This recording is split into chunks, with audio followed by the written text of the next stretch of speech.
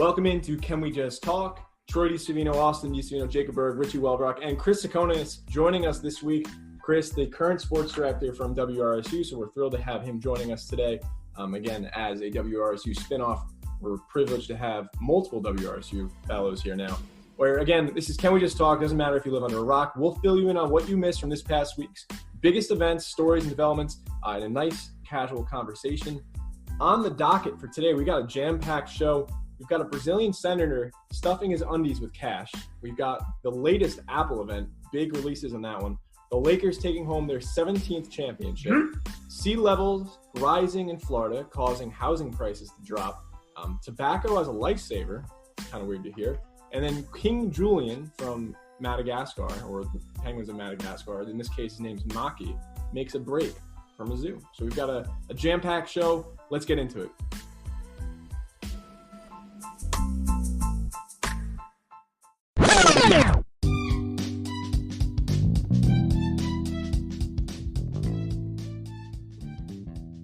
First story to get to today, bit of a wild one. I thought this was a gag story that I saw on The Onion, but this one's true. A Brazilian senator, this coming from CNN, Brazilian senator was allegedly caught with huge amounts of cash hidden in his underwear during a federal police raid on Wednesday, a court order says. This is part of a wider ongoing probe into the possible misuse of funds for the COVID-19 pandemic and the response to that. I think we could figure out where the funds are going. It's going straight into his tidy whities, and he's getting caught with there.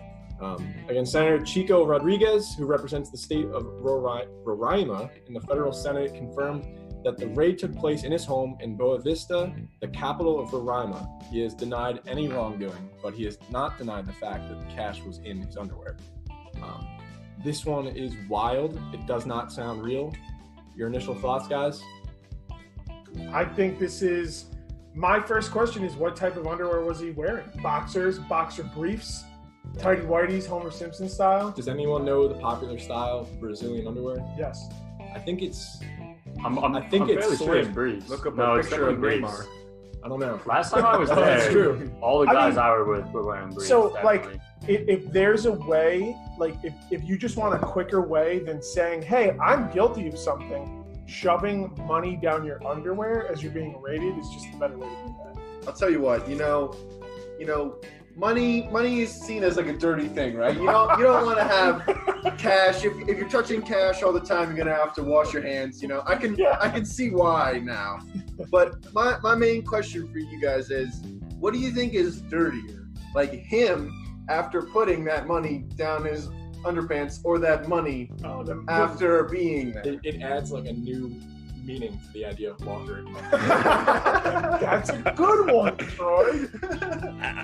I just got to say, I find it very surprising that, someone's a senator, they're obviously doing something that they're not supposed to be. You would think that they would have if you're going to do something that's obviously illegal, you would think you'd have a better way to cover yourself than just stuff the money in your underwear. He didn't even think about the plan at all. He just sort of went to the first thing that popped into his head. So this guy's clearly not a very smart embezzler. I want to know. It stuck out to me. I want to know how they found out the money was there. Was it a strip down, or did he put just so much in that it was visibly bulging out of his briefs? It's a nice package you got. They were like, Senator Rodriguez, is that money in your pants? Or $2,700 worth of bills. Now, if that's hundreds, you could probably hide that. Yeah, I feel like it's not even that much. But I think it was a conversion rate, right? Because it was a difference. That's more bills than I think what the American U.S. dollar is. Well, that's a lot. That's a lot. About 15,000 reais, the currency. I'm not familiar. I should be, but I'm not.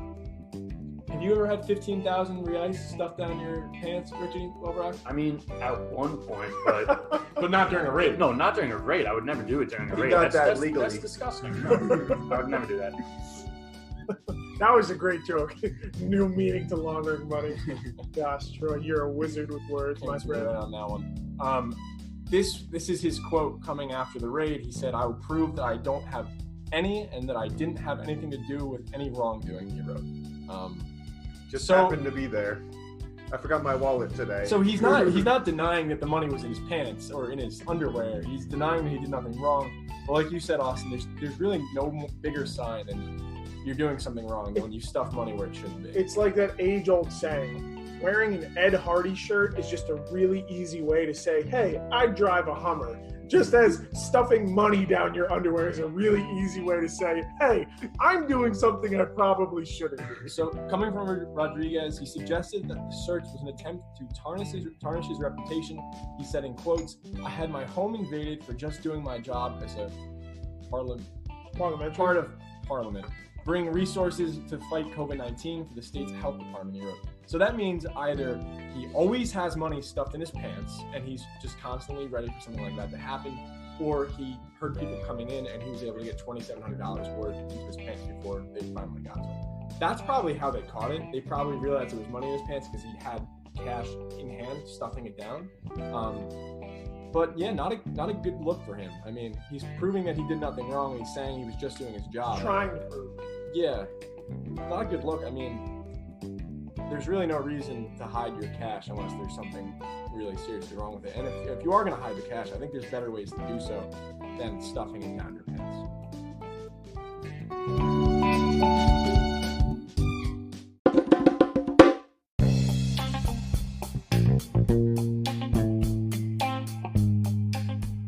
Next up, probably the week's biggest story, or at least in the United States, this was the big headliner for a lot of people in the tech industry.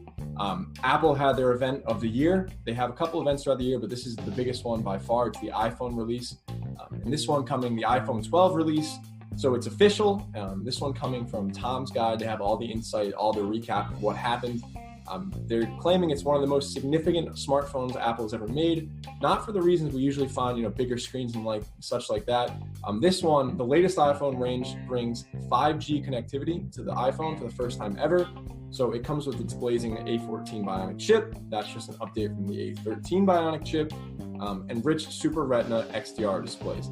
Now, most of that is just new words for new features. It's really not too new. I mean, they've been having this Super Retina display for a while now.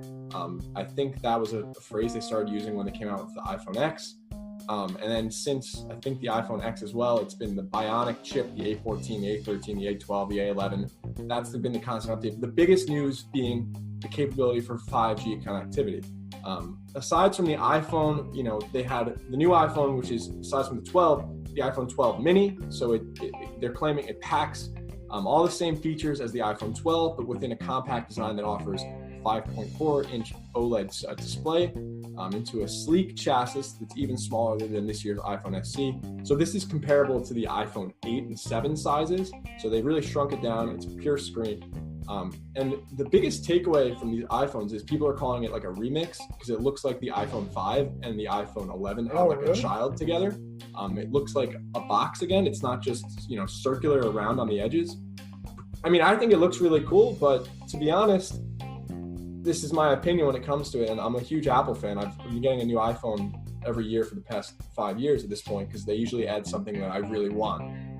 In this case, there's really nothing too new except the 5G, and the problem is, in most places in the country right now, 5G connectivity isn't there yet. So I'm interested to see what this year's sales looks like for Apple. I think it's been sliding over the past couple of years when it comes to the iPhone. But I don't know. This might not be as attention grabbing as the full screen, the bigger phone as we've seen in years past. I have a prediction on these iPhones for this year. I think their sales are gonna boom because what has everyone been doing since March? Sitting at home looking at their phone. And what are they going to do? They're going to get tired of their phone, even though there's really not a huge upgrade like you're saying, because I agree with you. I don't think there's a ton different from the iPhone 12 to the iPhone 11 or the X. But I think also the big takeaway was, aren't they not including the charger in the box now? Yeah, so no, the charger will be there. The cord isn't there. So the cord thing is there, that goes the into the dongle wall is not, or not the dongle, the nub. The nub is not there. The little brick thing. So The brick, what was yes. their reasoning for that? It's eco-friendly. So instead of giving that so if we're paying $1,000, they can't spend a little bit more money and design something that's more eco-friendly. They're gonna make us take on the burden. You know what the of more being eco-friendly thing would be to do? Just What? not manufacture another thing and put more plastic into it.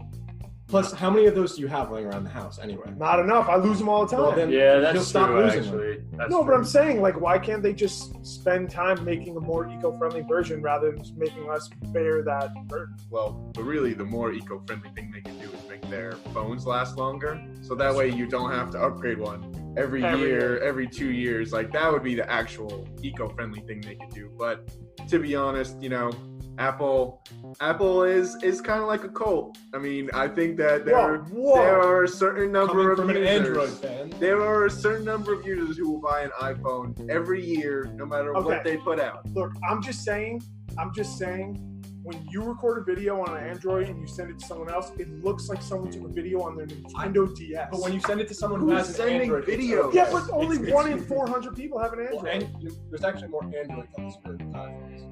Fun fact. That's true.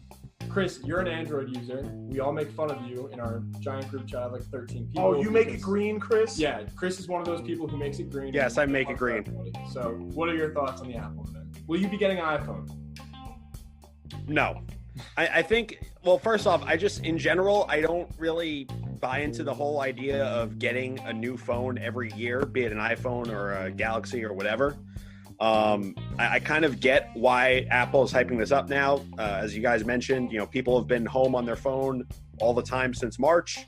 And, they're touting these new features like 5G, which is starting to get promoted more and more.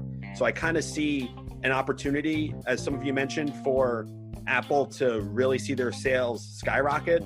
But I do think it's kind of ridiculous that they make a completely new iPhone every year. And I also think, selling parts separate like they're doing now is, they're just doing it to make more money. And I kind of think it's a waste.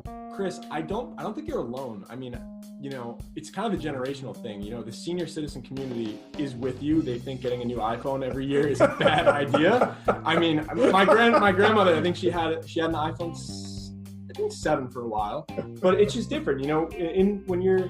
I think it's Gen Z, millennials, they like getting the iPhone every year, and then for the boomers, or are you the silent generation, Chris? It's you like getting an iPhone or a simple phone or Jitterbug. Listen, I'm younger than you, wise guy. So who does the burden fall on more then? Is it the sheep that are going to the trough to eat the same dull food year over year, or is the farmer that's putting out the same dull things? Like how do you answer that, Richie? Do you know? Honestly, being a sheep, I don't think there is a right answer or a wrong answer. It's I don't understand. Like they're putting out. I'm just saying. So what's the complaint here? That Apple's putting out boring stuff year over year. But who's it more at fault here? Apple for putting out boring stuff, or the consumers that buy it? Well, I'll wrap this up because we do have to move on. We can't talk Apple this entire show, and Jake, we'll get one more thing in there for you. But to be fair, this might be the biggest. This isn't just a small update. This might be the biggest update Apple's put out in 10 years because of the introduction of 5G. It is a massive step forward into the next generation of smartphones and connectivity. It's just less flashy because it's not, we have 4 cameras, we have a bigger screen. It's not visible, it's not something you can hold in your hands, therefore I think you're gonna see a dip in sales. Plus the fact that retail is down right now, Apple is one of the few tech companies that has an incredibly strong retail presence. I mean, Apple stores, even if people aren't buying stuff, people just go there to play with the products. And that's something that you don't see with Samsung, that you have to go to Best Buy to play around with Samsung. So I think you're gonna see a dip, nothing to do with the product quality they're putting out. I think it is a beautiful design.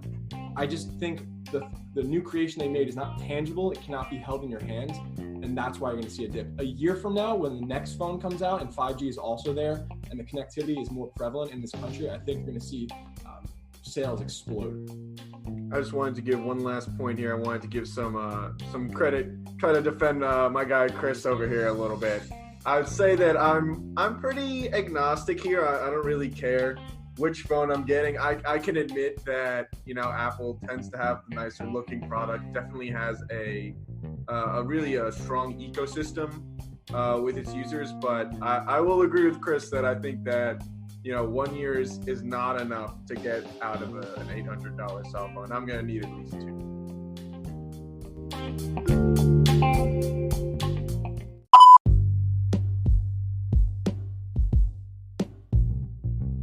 switching it up and looking into the sports world, big news this week, Lakers taking home the franchise's 17th NBA title. It was a really strange NBA playoffs to watch. Really good play. I think a little bit less buzz and excitement around it because the lack of fans. And it just felt kind of weird watching them play in an empty gym. But Lakers taking home in the first round, they beat Portland 4-1. Second round, Western Conference semifinals, they beat Houston 4-1. They went on to the conference finals, beat Denver 4-1. And then finally, in the finals, they beat the Miami Heat, kind of the underdog team. The biggest story is the underdog coming out of the playoffs, but we're not a match for the Lakers. They lost 4-2, and that was a lot to do with behind the big play from the Lakers. But like we said, Lakers taking home their 17th. I believe they tied the Celtics, right, for the most titles. Chris, am I wrong there? Am I right? I think the Celtics have one more because they won a bunch in the 60s. I'm like 70% confident. Which is dumb because there was only 10 teams in the league at that time. Anyway, go ahead. Jacob, you played varsity basketball in high school. Wow. Do you want to give us your insight analysis to what you saw? Was the play good? Is LeBron that good of a player still? I'll tell you what. I've been marinating on this one all day. Did you take LeBron? Oh, definitely. But he would need help. No, but I've been marinating on this one all day, thinking about, what am I going to come on here? What am I going to tell these fools? And what am I going to tell LeBron? He wants respect, right? He wants respect. Nobody should give him any extra for this win. If you thought that LeBron was not going to at least get to the finals, if not win the finals this year, you're a fool. Last year, Troy can attest to this. I called the Lakers' demise. Obviously. Demise? They won a championship this year. Last year. Oh. Last year, didn't make the playoffs. LeBron not playing well. He was hurt. He had nobody else on his team. Not enough scoring capability. This offseason they go out, they get Anthony Davis, who, let me just spit some facts for you. 3-time All-NBA first-team player. Really, really good player by any means. If you're pairing that up with LeBron, there's 0% chance that that's not a contending team. And I know we've got a couple of teams here that think they could have played with LeBron this year. We've got the Clippers, but we know that Paul George, anytime he gets in the playoffs, will just flop. And in a season when the Warriors, the really who have led the West for the past couple years now, in a season where they're not relevant, like there was no real competition for LeBron, in my opinion. I need to jump in here. I need to jump in here. You are wrong on every account. Just because there are high expectations, that does not negate the high performance. Just because you think someone is going to do it doesn't mean it's less hard for them to do it. Read that gauntlet again of who they went through.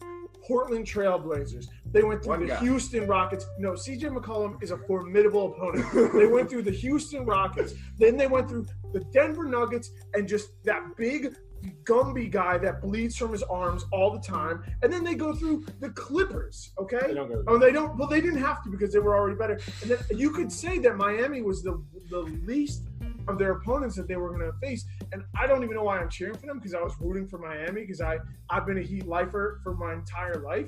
But, how can you take that away from? He did something at an age that most people aren't doing. He played at an MVP caliber level. And on top of that, he did that away from his family. He did it in a bubble. He did it. He's always away from his family. Someone had to do it away from their family. Are you kidding me? Do you know how hard it was? Hurt. That whole series they were dealing with injury problems. He did what he was supposed to do. That doesn't make it less hard. It's impressive, but no extra respect. Oh, my gosh. Chris, go ahead. What do you want to say about I'm with Austin on this. I don't think that you're giving enough respect to the Western Conference. That was the harder bracket to get out of, especially once, Giannis got taken care of in the East. I mean, that was not a foregone conclusion that the Lakers were going to make the NBA Finals, in my view. I mean, I thought the Denver Nuggets were very impressive. I thought there were 3 or 4 teams that I thought could have hypothetically made it. I think the West was a gauntlet this year, and the Lakers had to work for every series win that they got, and that's how they got to the finals, and that's how they were able to beat the Heat. I will say I've supported LeBron. I thought, I've liked him since he decided to go back to the Cavs, and I mean, I don't really have an absolute favorite team in the NBA to a point where I watch all their games, but I like this is the first time I was disappointed with something LeBron's done on the court. Why? With when he walked off the court in game my gosh! 5 and left The his whole team team out there. walked off the court. No, the team didn't. Oh my gosh! The team didn't. Look at the tape. Most of the team did. The team didn't. The only two people who did was him and Kyle Kuzma. I don't really understand what he was doing. What does it matter? It's a bad look. It's a bad look. For who? For LeBron. How? Because he left his teammates out There there. was less than a second left. The game wasn't over. You know what you'd be saying about a lot of guys? My gosh. No, I'm sorry. So do You you can't go think out in about the who you're morning? talking to. No. Do you Get over go it. out in the morning and yell at children to get off of your grass? Do you find yourself often shaking your fist at the clouds? What kind of take is that? You got mad at him for walking off the court? Not mad. Less than a second? Kind of disappointed. Oh. That's not what I've seen from him over so many years. He's always the guy out there with his teammates, it seems like. And it's game 5 of the NBA Finals. The game's still going on, and LeBron's nowhere to No, be it seen. wasn't still going There on. was a second left. What do you think? Not they're that they gonna had a come chance back? to win. There was but like 10 stay with seconds your- left. It So wasn't stay 1 with- second. Stay with your team. Stay with your team. I think a lot of other players would have gotten in trouble Heat. from their They teams would have for got that. heat. He's like one of the most hated If James people in Harden the did league. that, Are you it'd be joking? awful. If James Harden did that, it'd be awful. I guarantee you, I could go and find multiple occasions where he did in do game that. 5 of the NBA It Finals. doesn't matter. Why does that not matter? It's the biggest game- stage in the The league. game was over.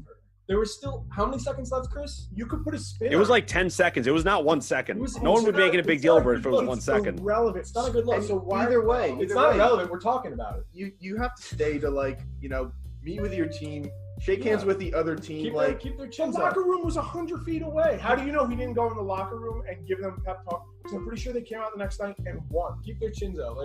You're the leader of that team. Also, after that happened, a big story came out. I think the day after, Rajon Rondo said he had a good discussion with LeBron about the season prior and the culture that was surrounding the Lakers. And he told him straight up. I'm pretty sure this is what he said to him. He said, hey, these young guys look up to you. You yelling at these guys, getting on them when they're trying, but they're just missing shots, or you're getting on them about rookie mistakes, and you having a negative outlook on them and not supporting them negatively affected them a lot last year. So Rajon Rondo wouldn't have liked being Michael Jordan's teammate? Is that what you're saying? Because that's what Michael Jordan did. No. So what Rondo said to him was, these guys rely on you. They look up to you. They want you to be that leader. So do you like Jimmy Butler? Because Jimmy Butler bullied the entire Jimmy Minnesota Butler would not have walked up with the Miami Heat in Game 5 of the NBA Finals. He would not have left his team out there. You're not talking about walking off the court. You're talking about No, getting on I'm the talking team. about Make walking Jimmy off the court. Butler receives a lot of negative That's press and a true. lot of criticism for that. Yeah. Okay. So And LeBron did it on the biggest stage. He didn't. it's not, but you just diminished you guys just diminished this entire finals. So which is it? Is this a big stage or is it not? You have No, to this pick is a one. big story. So you I'm would agree saying this is a that big LeBron win? hasn't earned any extra respect because he was That's not what I'm saying. expected to win. That's not what I'm just saying it's not a good look for someone who is I really don't think had a lot of hiccups on his resume or martyrs that stood out for me and been like, hey, that's not really LeBron's done a lot of great things for the league for his teammates, but him walking off the court during the game's still going on, they didn't have a chance to win it. But So what does it matter? What does it matter? when you're the leader of the team, it's not a good look for you to leave your guys out there by themselves. Did the rest of his team say that, or are you a fan saying that? Because if his team's saying that, that's one thing. What are we talking about here? We're commenting on what was happening. Do we have the players sitting with us? Do a better job getting guests. Austin DiSavino is currently the only one at this table standing up. He is on his tippy toes. I'm sweating. I'm sweating right now. I just wanted to make one last comment here on my LeBron take. I want to say that this I want to is make it clear. I don't agree with you on this. this is not me bashing LeBron. This is me saying LeBron is hands down the best player in the NBA right now, and that should be expected for him to maintain that performance every year. Jacob, I have breaking news here. I have from inside sources that Jacob Berg has been a diehard Kevin Durant fan since he came Yeah, into so the I league. shouldn't be So rooting he's an for automatic LeBron hater. Yeah, you're right. I shouldn't be rooting for him. But you want to know what? He's a great player. I think he's earned his expectations. I think he gets enough respect. And I he's a think great there guy. are enough people out there even saying he's better than Jordan. Like I don't understand where this lack of respect is coming from. I agree. We saw like that. I know what you're talking about. He was like, I want respect on my name.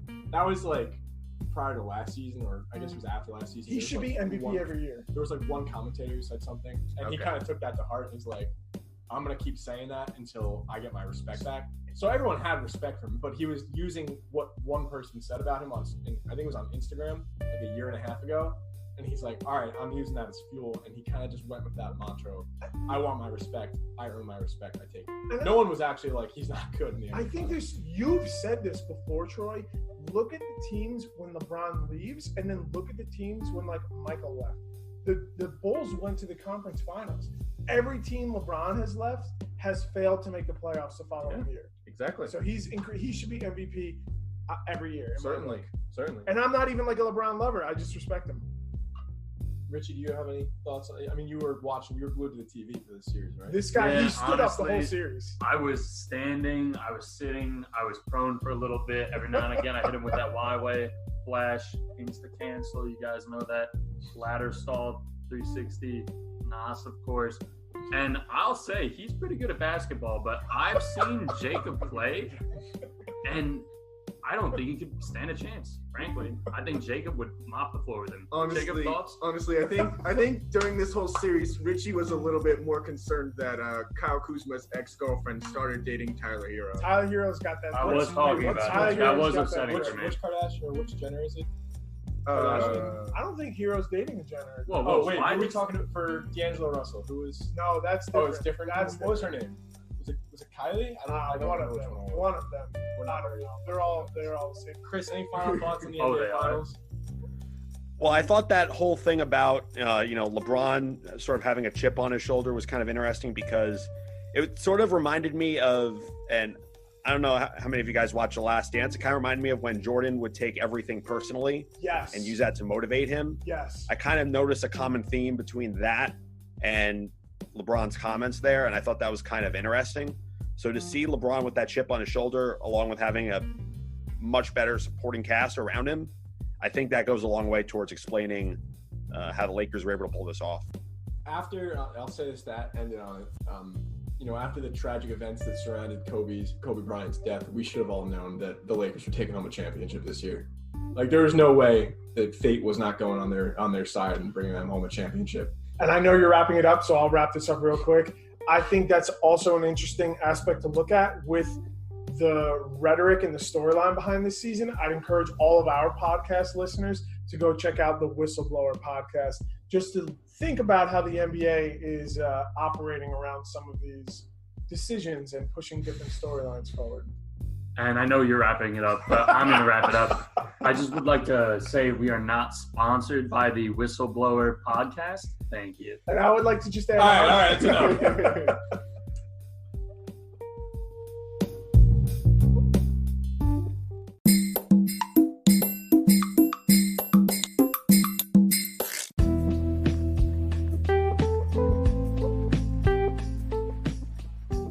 Next up, we got a pretty surprising headline, not exactly what you'd expect to hear or really anything you think makes sense.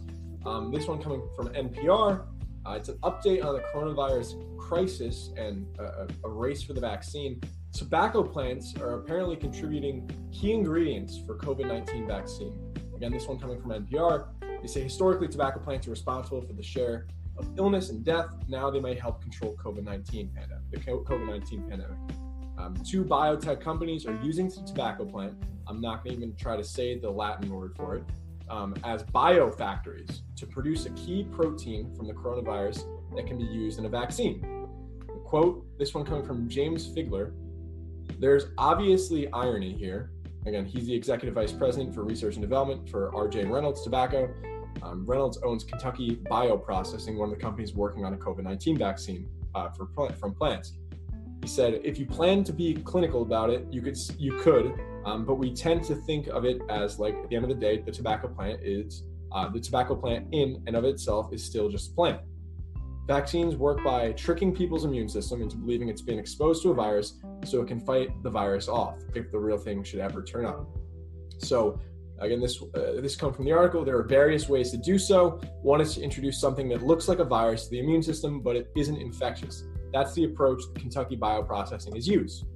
Continuing on, To make its vaccine, the company starts the tobacco seeds and they plant in a greenhouse. When the plants are approximately 25 days old, they're dipped into a solution containing agrobacteria. These are microorganisms that infect plants. In this case, they've been modified to contain instructions for making a protein from the coronavirus. These plants take up those instructions. 7 days after being exposed to the agrobacteria, we harvest the plant, go through the extraction and purification process. At the end of the cycle, we have a 99.9% pure protein, says company president Hugh Hayden. So this is how they're using it. So once each of those components have been manufactured and purified separately, we chemically attach them to the other. For all intents and purposes, it looks like a virus, says Bruce Clark, CEO of Medico, a Canadian biotech company that's also using tobacco plants to make a vaccine. So on the other side of the spectrum, tobacco has been a very harmful plant and causing a lot of illness and death because of the obvious ties to the tobacco industry of producing cigarettes and other tobacco products, now being used to help fight the global health pandemic. Interesting thought. Austin, you work for the American Cancer Society. You guys were fight against, the big tobacco industry looking for a cure. Yep. So, I can go into more about how ACS is fighting against. It's with our sister organization, ACS Can. I encourage everyone to go to cancer.org to learn more about the harms of tobacco and any information you need about cancer, just as a blanket statement. If I'm a little cynical, you'll have to forgive me, because it is well documented how inherently evil tobacco companies are with everything they do, from the marketing to the products they design to everything. They are evil to their core because their business is finding new customers to replace their customers that are dying because of use of their products. So I don't really trust 100% all of this, just as a natural cynic of the tobacco industry. If something good comes out of it, that would be phenomenal. If the tobacco plant can help trick the body into thinking that the proteins it's creating, I am by no means a doctor. I am not going to pretend I understand most of the stuff that you read in the way that it should be if someone designing these vaccines. But if what they're saying, these proteins that they're creating can trick the body into thinking it's COVID and boosting our immune system and teaching our body how to fight it, that is a wonderful thing. The fact that it is coming from a tobacco company is just sad that those companies still exist in this country and in this world. But hey, if a little good comes from it, then a little good comes from it, I guess. Yeah, I agree. It is definitely a skeptical headline, but I think when you really dig into like the purpose that you're looking for from a vaccine, right? It's supposed to hurt you a little bit in order to help you to do other things in the future. And when you think about tobacco, that is definitely something that will do some harm. So I feel like that kind of helps explain it a little bit. But yeah, I guess it's obviously a concerning headline to a certain extent. But I guess it's good though that a vaccine will come from it, and there's a lot of people that are suffering. So I agree with you on all that though. Anything that gets us closer to a vaccine. Absolutely. Yeah, and I want to just build off of Austin's point for a second. I think it's kind of nice that something like tobacco, which has caused, so much suffering, so much pain and addiction and all that horrible stuff, can now be used for something good. And that doesn't necessarily fully make up for all the bad stuff that has happened because of tobacco and continue to happen because of tobacco. But I think it's encouraging and kind of optimistic that people who are a lot smarter than I am are able to figure out how to use that plant for good things. And I find that really encouraging. Here's a interesting question. Do you think there's a way for big tobacco companies to pivot what their company's purpose is from creating tobacco products, which has taken a sharp decline in the past couple decades, into becoming a partner with pharmaceutical companies to create? Because at the end of the day, this isn't going to be just specific to what they can do for COVID. Yeah, they're creating proteins that can be seemingly used, I think, for other cases. So do you think there could be an interesting pivot that you see? Big tobacco. At the end of the day, big tobacco companies aren't saying we want to do this because it kills people. We want to do this because it makes us money. Well, so if there's no way for them to make money, do you think that they would be willing to pivot to do something that makes them more money? So let me also just say that anything that I'm saying here is my personal opinion. It is not a reflection of the stance of the American Cancer Society. If you're interested in those stances, they are clearly stated on cancer.org and a lot of our information on there. I think, if this can be a force for good, that's great. As a person who's been involved with anti-tobacco and anti-big tobacco stuff since I was 15 years old, I think if there's new people that are brought in that aren't inherently evil, then yeah, this could be good. I just have no trust of big tobacco companies from their business model is evil and bad and wrong. So if they have new people come in and, the tobacco plant itself is not a bad plant. It is just a plant. It's the industries that have been built around it, all the way back to when the slave trades were built around it, built onto all of the things that have gone into tobacco and what they're doing now. So the plant itself is not bad. So if we can have good from it, that's great.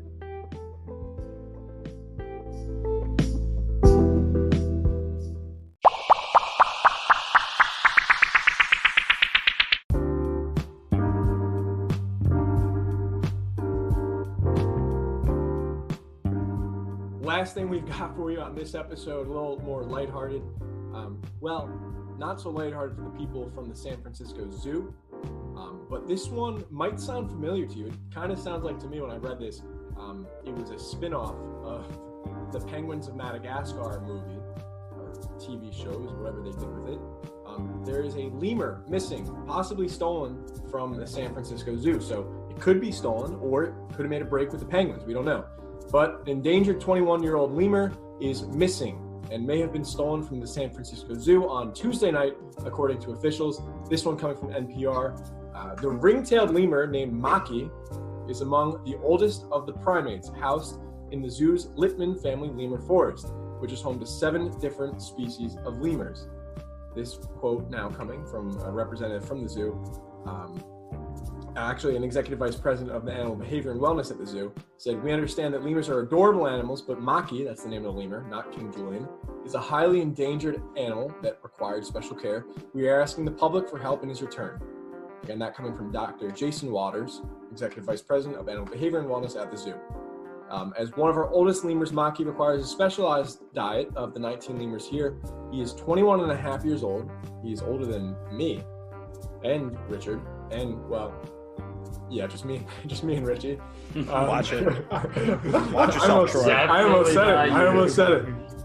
He has exceeded median life expectancy of 16.7 years, but is also one of the slowest and we believe likely the easiest to catch. So it's pretty sad. I hope he wasn't stolen. So they just curved him on their own Twitter, like, "Yo, our old slow lemur." Maybe he hid in a bush and no one saw him yet. He's a ring-tailed species and is among the best known and most easily recognized, according to the zoo's website, which states that the enclosure is the largest outdoor lemur habitat in North America. At the zoo, on a sunny day, you can often see the ring-tailed lemurs catching some rays from the sun in the yoga-like sitting position, where they sit on their butt almost, and they look like a human sitting on their butt almost with their arms around their knees. Is that what you look like, Troy? When you do yoga?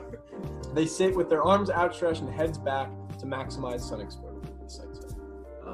They are also banned as pets in the state of California, so stealing is a no-go in California for 2 reasons. 1, it's illegal to steal, and 2, you can't have a lemur as a pet. So if you are in the area and you see this lemur Maki, report it to someone because the San Francisco police is looking for it and you could be the hero of the day. Now I go to Jacob. He is our fictional character expert. This is a real monkey. Lemurs are not real. You heard it here first. Well, he knows King Julian from Madagascar. Oh, you know him? Yeah. So I think they're friends. I think they know each other, or at least Julian was a ring-tailed lemur as well, so you're familiar with the species. Oh, of course. What do you think's going on over here? Stolen? I actually have a direct quote from the lemur in question, and Maki. Yes, Wow. Yes, from him, and I'm Do just you know where he gonna- is right now? Hold on, I'm gonna prepare it here for you guys. All right, this might be jarring to some of our audience, so here goes nothing. Get this blindfold off me. The police are gonna storm in right Don't now. Don't pay my ransom, no matter what happens. Don't. Oh my. Yeah, that's unfortunately all we got. Who are you sourcing? So how did you get this, Jacob? I'm concerned. I have to protect my source here, so I know it's there's gonna not- have to stay anonymous. Not much is room in your car, Jacob, but I wouldn't put past Once that. I think once you I could hear grab it. once I hear what the reward is, I'm going to be telling somebody about this. I'll send this episode over to the San Francisco police. I don't know how you were able to pull off stealing it on Tuesday and you're back here now in the morning. I don't know. But Maki missing. I would like to say as a disclaimer before we wrap this up that mistreatment of animals, animal abuse, theft of others' property are all wrong. We do not condone them. We're just having a little bit of fun. Especially But endangered species. we hope that Maki is returned safe and sound so he can sit in the sun and waddle around in his slow fashion and bring joy to others. So, we understand that this is a serious matter, but I thought that was pretty funny, Jacob. He might have escaped. He could have escaped. escaped. Left. Like I said, we've seen this happen before. We've seen this on the big screen. We've caught it on camera. We've caught it on camera. It was a little bit of a different No, picture. but he didn't escape. He Did was they on say Madagascar. anything about penguins in the zoo? There might be missing penguins. They only care They about didn't the say endangered that. ones. They probably wouldn't say that. I think it's honestly. tougher to see. He's though. not a penguin. No, but he might have left with. Life Well, if imitates they art. said that in the article, also the penguins are missing, then people wouldn't look for them because they just They know they're not. you're not gonna You find guys should give the sounds to Jacob there with that. That was a great joke. I just said life imitates art, and we all know that the penguins of Madagascar certainly high class. Chris, I'm sure you're familiar with the movie Penguins of Madagascar. That's way. Yes. Probably take Any it. insight on this one? I liked Madagascar movies when they came out. I just want to say, as a student journalist, I don't know if you can say you're protecting your sources when your sources are committing multiple lemur-related crimes. So I think if Jacob doesn't reveal his source, he could be charged as an accomplice. So Chris. lemur crimes are very serious. So I don't think you should mess around Good with thing that. nobody listens to this podcast. Chris, who liked the movies more, you or your grandchildren? All right, that I don't want to admit how funny that was, but it was. Chris, the joke is I didn't tell him we make fun of you for being old before you joined in. Oh, that makes me feel substantially worse about myself. He absolutely did. You prepped us. Chris. I know. Don't feel bad about yourself. I think you're a great guy. I'm glad you joined us. We hope Maki makes it back. Of course, the police of course. find him. Jacob didn't actually steal Maki. That was a made-up quote. I would never admit it if I did. I mean, he does know Maki, but he doesn't want to admit to it on the podcast. That was this week's episode of Can We Just Talk? Again, this episode included myself, Troy DeSfino, Austin DeSfino, Jacob Berg, Richie Welbrock, Chris Sakonis coming to us remotely. We got through a lot of very unique conversations today. We're excited to get to it again next week. Again, that was Can We Just Talk? Make sure to stay tuned. We'll have more content coming to you next week. Thanks for listening. Oh, thank you.